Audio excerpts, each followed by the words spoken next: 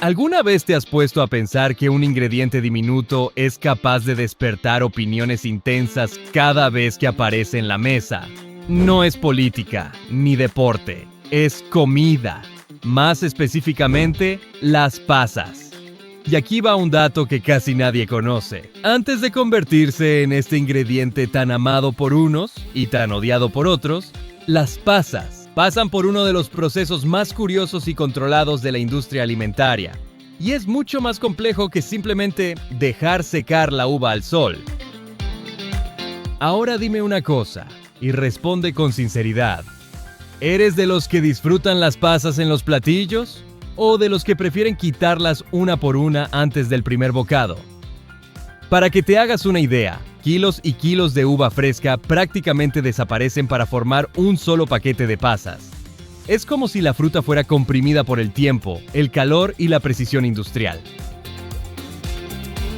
Y si te impresionó nuestro último episodio, en el que mostramos cómo un alimento tradicional pasa por etapas gigantescas antes de llegar listo a la mesa, espera a ver lo que ocurre con la uva antes de convertirse en pasa. La comparación es inevitable, y el impacto también. Sean muy bienvenidos al canal Fábricas y Hechos. Aquí te mostramos los procesos que casi nadie ve. No solo el producto atractivo en la estantería, sino todo el recorrido, desde la materia prima hasta el alimento listo para el consumo. Y la pregunta que no deja de rondar es, ¿por qué las pasas provocan reacciones tan distintas en personas que consumen dulces, frutas y postres todo el tiempo? ¿Será que el problema es el sabor o el contexto en el que aparecen? Antes de responder eso, necesitas entender cómo se hacen de verdad. Porque no, la industria no arroja uvas viejas en un rincón esperando a que se marchiten. Hay una selección rigurosa, tiempos exactos, control de humedad, temperatura e incluso pérdidas enormes durante el proceso. Y a lo largo de este episodio vas a descubrir por qué no cualquier uva puede convertirse en pasa, qué define si queda clara u oscura, y el detalle industrial que decide si será suave o rechazada desde el primer bocado. Así que aprovecha este momento y suscríbete aquí en Fábricas y Hechos. Porque si un ingrediente tan pequeño ya provoca este nivel de debate, imagina cuando entiendas todo lo que ocurre dentro de la fábrica. Y quédate conmigo, porque ahora vamos al inicio de todo. La uva todavía en el campo, en el punto exacto en que deja de ser solo una fruta, y se convierte en materia prima de uno de los ingredientes más controversiales de la mesa. Y ya vamos a romper el primer mito clásico. Las pasas no se hacen con uvas echadas a perder, viejas o descartadas. En realidad, ocurre exactamente lo contrario. Antes de cualquier cinta transportadora, horno, túnel o empaque brillante en la estantería, las pasas nacen en el lugar más subestimado de esta historia, el campo. Porque mucha gente cree que las pasas son sobras, fruta olvidada, uvas que nadie quiso, y que la industria solo encontró una forma de aprovecharlas. Pero la verdad es casi la contraria. Para que una uva se convierta en pasa y siga siendo agradable al paladar, suave, dulce, sin sabores extraños, tiene que empezar siendo mejor que muchas uvas que se venden frescas. Y tiene sentido. Cuando la uva se deshidrata, pierde agua, y todo lo que queda se concentra. Azúcar, acidez, sabor, aroma, y también cualquier defecto. Es decir, un error pequeño se convierte en un problema grande. Una uva golpeada puede terminar siendo una pasa con mal sabor. Una uva cosechada fuera de punto puede dar como resultado una pasa dura, ácida o con textura gomosa. Y una uva con la piel demasiado gruesa puede convertirse en ese tipo de pasa que se pega al diente y resulta molesta. Por eso hay selección. Y no es solo una selección a simple vista, es una selección de variedad, de maduración y de estándar. Las uvas que más se usan para convertirse en pasas suelen tener 3 características que la industria valora: alto dulzor, piel más fina y buena capacidad para deshidratarse sin estropearse. Y aquí entra una curiosidad que lo cambia todo. Muchas uvas se cultivan pensando específicamente en la producción de pasas. No fueron pensadas para verse perfectas en el frutero, sino para soportar bien todo lo que viene después. Ahora presta atención a esta cifra. Es el primer impacto real del proceso. Para hacer 1 kilo de pasas, se necesitan de 4 a 5 kilos de uva fresca. Piénsalo como una compresión intensa, como si la uva fuera un globo lleno de agua y el proceso industrial extrajera casi todo, hasta dejar un concentrado de azúcar y sabor.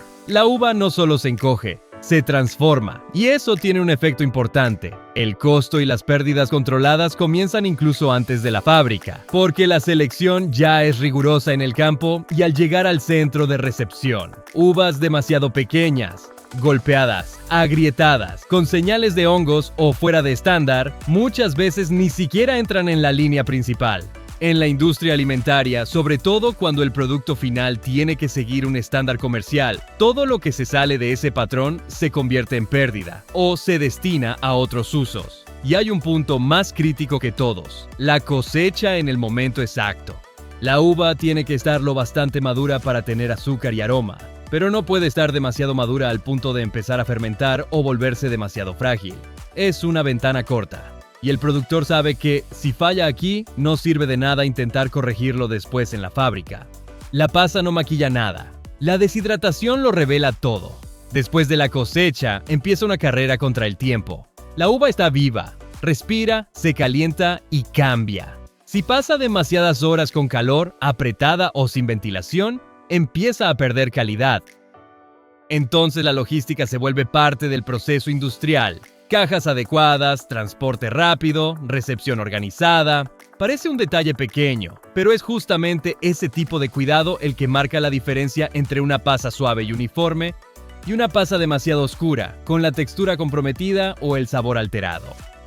Y aquí va la pregunta que cambia la forma de ver este producto. Si requiere tanto trabajo acertar con la uva antes de deshidratarla, ¿por qué tanta gente sigue imaginando que las pasas son sobras? Porque el producto final es pequeño, y el cerebro humano suele confundir pequeño con simple. Pero detrás de cada paquete hubo campo, selección, ventana de cosecha, transporte y control. Antes de continuar, déjame pedirte algo rápido. Si no imaginabas todo este proceso de las pasas, deja tu like ahora mismo. Eso ayuda muchísimo a Fábricas y Hechos a llegar a más personas que todavía creen que las pasas aparecen listas en el mercado. Y quédate, porque lo que viene ahora es todavía más curioso. Ahora entramos en el corazón del proceso industrial, el secado. Y ahí vas a ver que existen caminos distintos, y algunos incluso parecen un truco para quien no conoce el proceso. Es en esta etapa donde la uva deja de ser fruta y se convierte oficialmente en la pasa que tantos adoran y tantos evitan. Aquí es donde las pasas ganan fama de ingrediente controvertido y, al mismo tiempo, se vuelven blanco de las teorías más absurdas. Porque cuando miras el paquete, parece demasiado simple. Es solo una uva arrugada.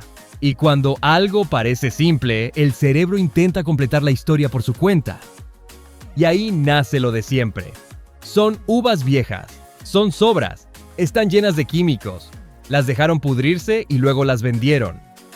Pero la etapa de secado es precisamente la parte más delicada del proceso, donde una decisión equivocada puede convertir toneladas en pérdidas. Y es en esta fase cuando la uva pierde la mayor parte de su peso, y aún así, tiene que seguir pareciendo un alimento, no un pedazo de goma.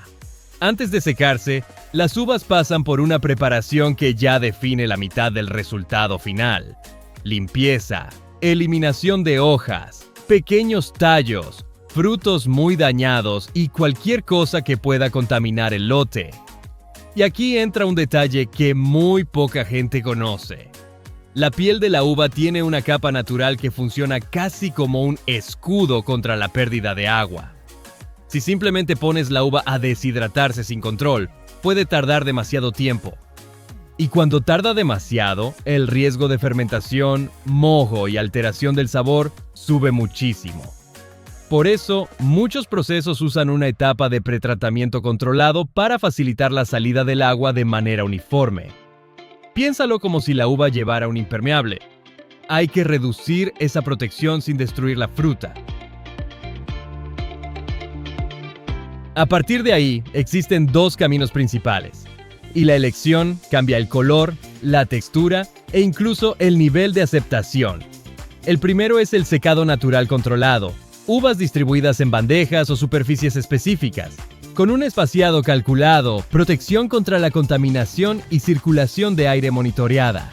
No es dejarlas al sol. Es voltearlas, reorganizarlas, medir, proteger y seguir de cerca el tiempo. Secarlas demasiado rápido endurece la piel y deja el interior con una textura extraña. Secarlas demasiado lento abre la puerta a las pérdidas. El segundo camino es el que más impresiona a gran escala. Túneles y cámaras industriales, donde el aire circula como un secador gigante, solo que mucho más inteligente.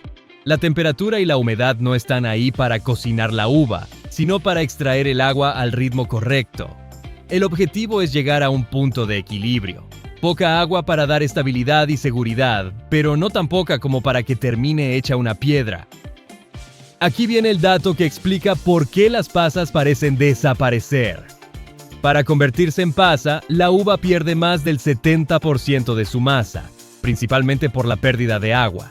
Es como compactar la fruta en una versión concentrada de azúcar, aroma y acidez. Y eso derriba uno de los mitos más repetidos. Las pasas duran más tiempo porque tienen demasiados conservantes. La razón principal de su durabilidad es simple y poderosa. Sin agua disponible, la mayoría de los microorganismos tiene dificultades para crecer. La deshidratación por sí sola ya funciona como una barrera natural. Eso no significa que no existan métodos para mantener un estándar de color y apariencia en algunos tipos de pasas, pero la base del proceso es física. Retirar agua, concentrar, estabilizar. Y hablando de color, aquí es donde nace la confusión entre las claras y las oscuras. Mucha gente cree que la pasa oscura es vieja o que se quemó. En la práctica, el color es resultado del tiempo, la oxidación y el método. Cuanta más exposición al oxígeno y cuanto más tiempo pase en determinadas condiciones, más oscura tiende a ponerse. En cambio, las condiciones que reducen el oscurecimiento o aceleran ciertas etapas pueden mantener la pasa más clara. El problema es que el cerebro del consumidor asocia lo oscuro con pasado de punto. Y es justamente en esa asociación emocional donde crece la controversia.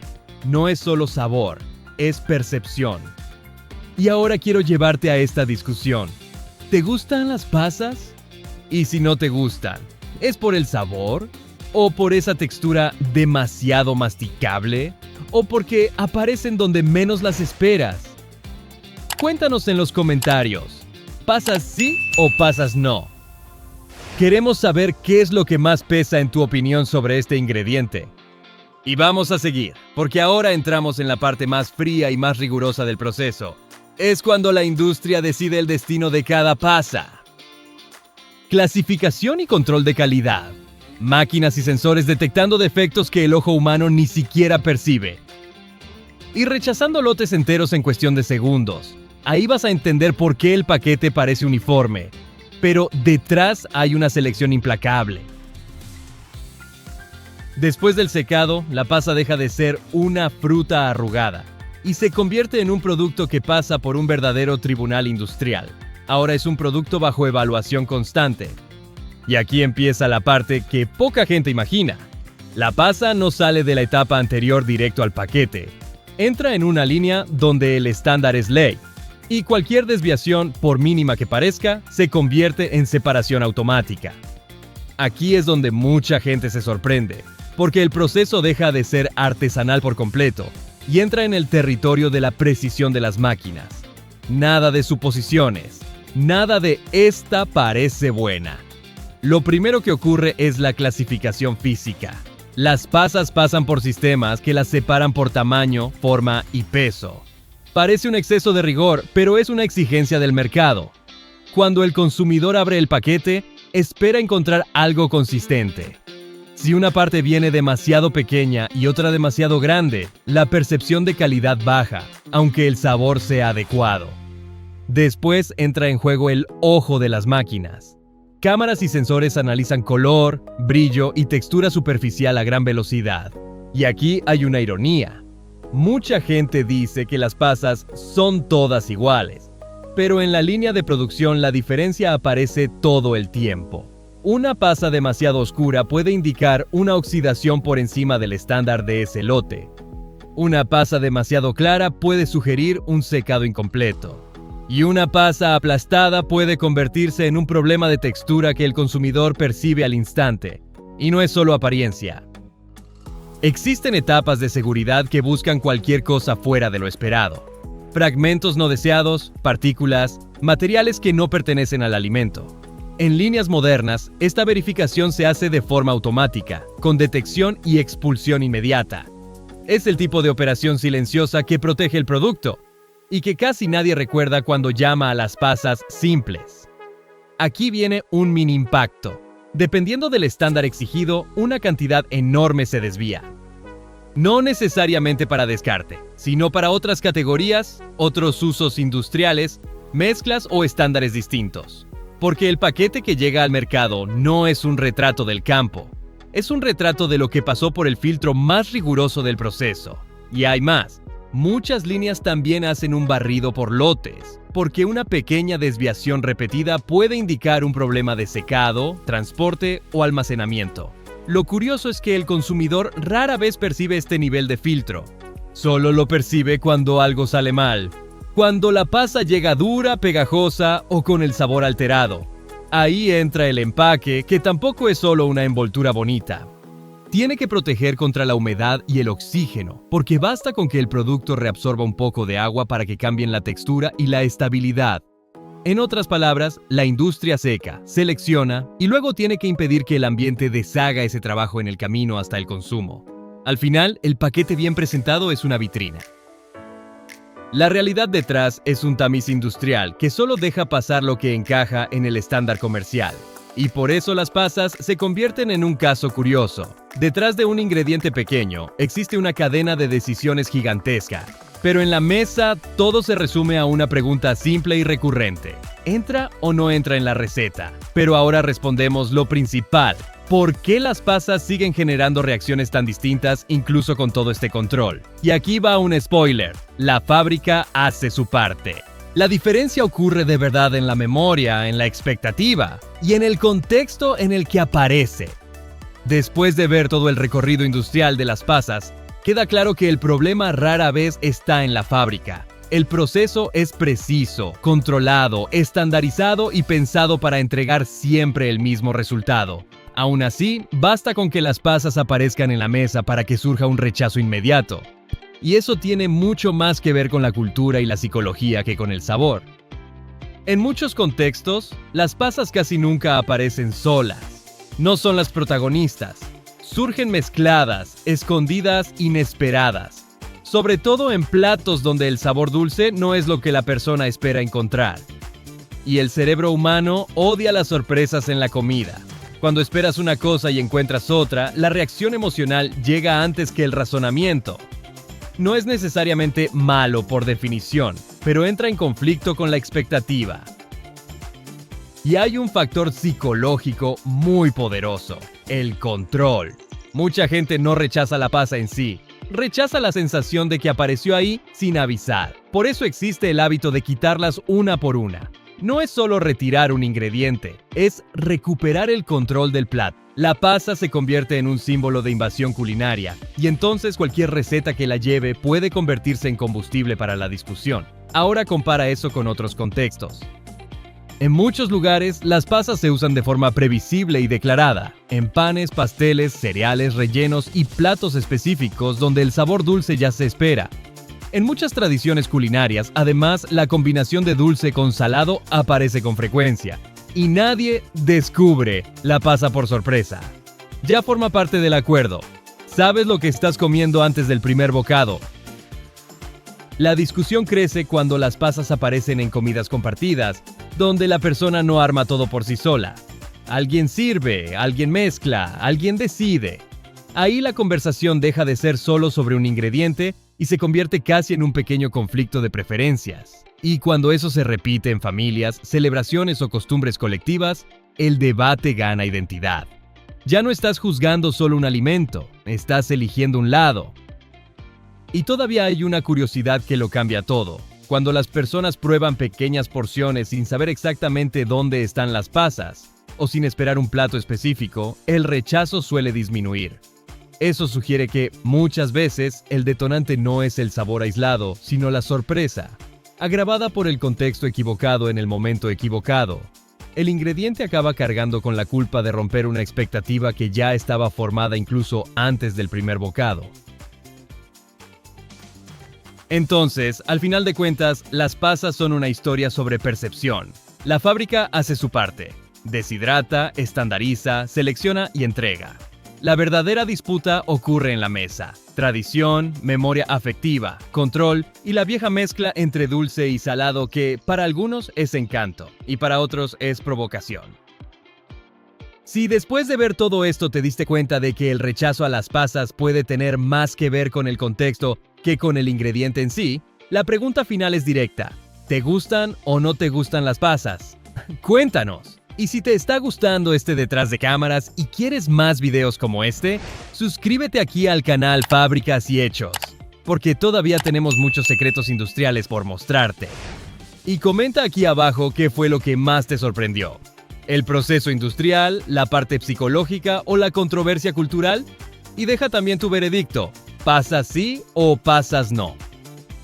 Y si crees que ya lo viste todo, entonces tal vez todavía no has visto el proceso que mostramos en nuestro último episodio. Ya está apareciendo ahí en tu pantalla. Haz clic y ven conmigo a descubrir un secreto más escondido aquí en Fábricas y Hechos. Un fuerte abrazo. Te espero allá.